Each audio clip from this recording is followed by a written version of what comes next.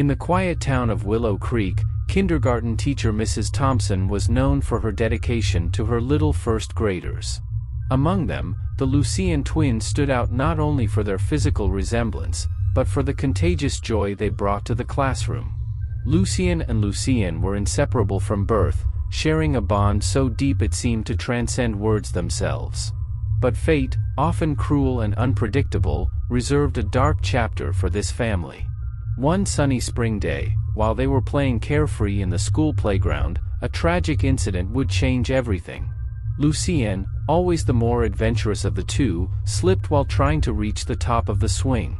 The crash of the impact echoed through the air as Mrs. Thompson ran desperately to help her. But it was too late. Lucien's death was not only a blow to Lucien, but to the entire Willow Creek community. The days that followed were one of grief and confusion, especially for Lucien, who seemed to have lost not only his sister, but a part of himself. However, what no one could predict was the series of inexplicable events that would unfold over the following weeks. The impact of Lucien's loss was profound for everyone in the Willow Creek community, especially Lucien and his family. Mrs. Thompson, who witnessed the accident without being able to stop it, felt the weight of the tragedy in every interaction with her students. The weeks that followed were marked by a heavy silence in the classroom, where Lucien's absence echoed like a palpable emptiness. For Lucien, the loss of his twin sister was devastating. He spent his days staring at the empty bench next to her in class, waiting to hear her familiar laugh. At night, his mother would find him muttering to himself, as if he was still trying to communicate with Lucien in some way. As the community tried to recover from the initial shock, rumors swirled about the events leading up to the fatal accident. Some parents mentioned having seen Lucien playing near the swing in a relaxed manner, as if she was trying to reach something at the top. Others wondered if something other than simple chance had contributed to the tragic incident on that sunny day. Mrs. Thompson, consumed by guilt and the desire to understand what really happened, began to discreetly investigate. She spoke with Lucien and Lucien's parents, trying to reconstruct the events accurately. However, even with all the information gathered, something continued to escape her understanding. While grief slowly turned to acceptance for some, for Lucien, grief mixed with a feeling of inexplicable connection to his sister. In the back of his mind, he knew that Lucien was still present in some way. What he didn't know was that this presence would become more tangible than he could ever imagine. After the tragic accident, pain and sadness dominated Lucien's life. However, it soon became clear that something else was going on.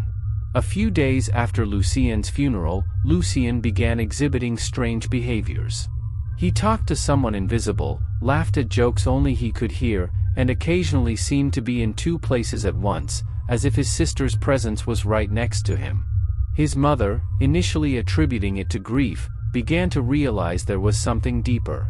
During the night, Lucien was often found speaking in whispers to the emptiness of the room, his eyes fixed on an indistinct point. "She's here," he said. "Lucien is here with me." At first, these words caused discomfort, but they soon became truly disturbing when objects in the house began to move inexplicably. Toys that belonged to Lucien appeared out of place, as if they had recently been used. Lights flickered for no apparent reason, and soft noises echoed through the hallways, reminiscent of children's laughter. Lucien's parents, struggling to understand and help their son, sought out experts, child psychologists, therapists, even a parapsychologist, but no one could offer a satisfactory explanation. Meanwhile, at school, Mrs. Thompson also noticed changes. Lucien, who had previously been apathetic and isolated, began to show signs of new vitality. He undertook activities and projects with renewed determination, as if he were being guided by an invisible force. The teacher, remembering the rumors and strange events surrounding Lucien's death, decided to investigate further. She began to notice patterns in Lucien's behaviors, as if he were communicating with someone who was guiding him through daily activities. The drawings he made were especially unsettling, detailed scenes of moments he and Lucien had shared, some of which the teacher knew he couldn't recall on his own. As time passed, Lucien's connection to the afterlife became more evident. He began reporting vivid dreams where he talked to Lucien, receiving messages and advice. These dreams were so real that he would wake up feeling refreshed, as if he had spent hours in the company of his sister.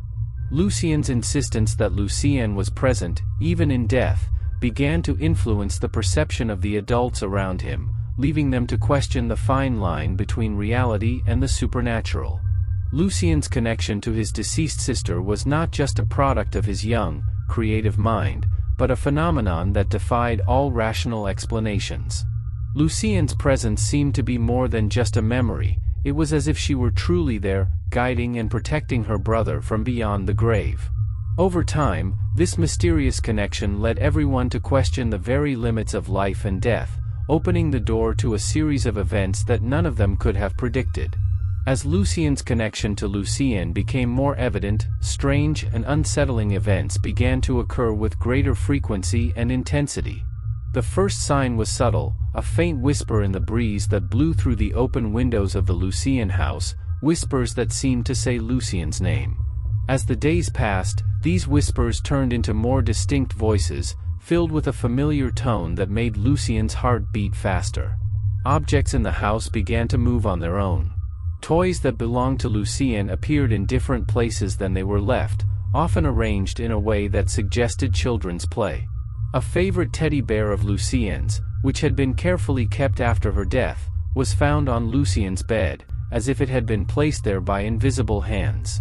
The lights flickered without explanation and occasionally went out completely, leaving the house plunged into an unsettling darkness. The situation at school also started to become more intense. Mrs. Thompson, who had already noticed changes in Lucien's behavior, began to witness events that defied logic.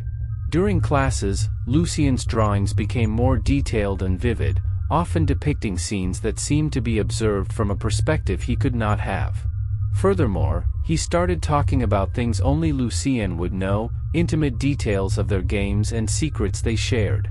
One afternoon, as Mrs. Thompson corrected the children's work, a soft murmur filled the empty classroom. When she looked up, she saw the reflection of a girl in the window pane, a girl who looked exactly like Lucien. The reflection disappeared as quickly as it appeared, leaving the teacher in a state of shock and disbelief. Lucien's parents, desperate for answers, sought help from a renowned parapsychologist. Dr. Morgan, an expert in paranormal phenomena, began investigating the events at the Lucien home. He installed cameras and recorders at several strategic points, hoping to capture some evidence of what was happening. During a recording session, a child's voice was captured on audio, whispering Lucien's name repeatedly. Camera images showed indistinct shadows moving through the corridors, always accompanied by a feeling of intense cold. The supernatural manifestations culminated one night when Lucien woke up screaming, saying that Lucien was in his room, crying. His mother ran to him, only to find the room in a strange dim light, as if a shadow was hovering over the place where Lucien pointed. The air was freezing, and for a brief moment, she felt a presence that was familiar and comforting, yet deeply unsettling. As the supernatural events became more frequent and intense, it became clear that Lucien's presence was not just a projection of Lucien's grief. Something was keeping her connected to the living world, a connection that transcended human understanding and defied all rational explanations. With each manifestation, the line between life and death became thinner, leaving everyone around Lucien to question the true nature of existence and what happens after death. You've just heard the fascinating and disturbing story of the Lucien twins, a narrative that defies logic and makes us question the boundaries between life and death. If you liked this video and want to know more about real stories of mystery and the supernatural, don't forget to leave a like and subscribe to our channel. Share this video with your friends and family so they can also learn about this incredible story. And remember to turn on the notification bell so you don't miss any of our next videos.